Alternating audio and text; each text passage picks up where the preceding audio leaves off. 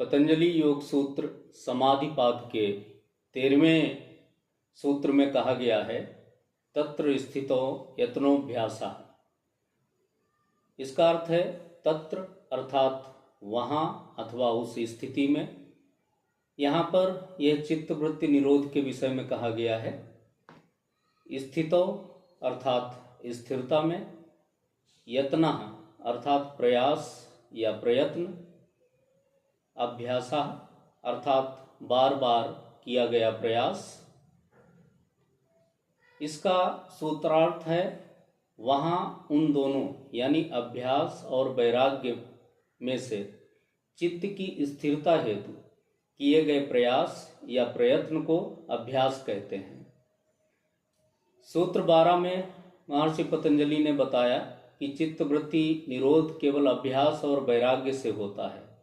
अब सूत्र 13 और 14 में वे बताते हैं कि वास्तव में अभ्यास और वैराग्य क्या है। मन को स्थिर करने के लिए बार बार जो प्रयास किया जाता है वही अभ्यास कहलाता है। इस सूत्र में अभ्यास का स्वरूप बताया गया है। चित्त की स्थिरता के लिए किए जाने वाले प्रयत्न को अभ्यास कहा गया है।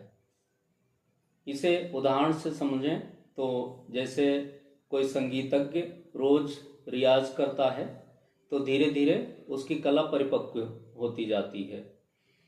एक किसान बार बार खेत जोतता है, बीज बोता है, पानी देता है, तब जाकर फसल तैयार होती है। उसी प्रकार साधक जब मन को बार बार ध्यान, जप, प्राणायाम या ईश्वर चिंतन में लगाता है तो मन धीरे धीरे स्थिर होता है।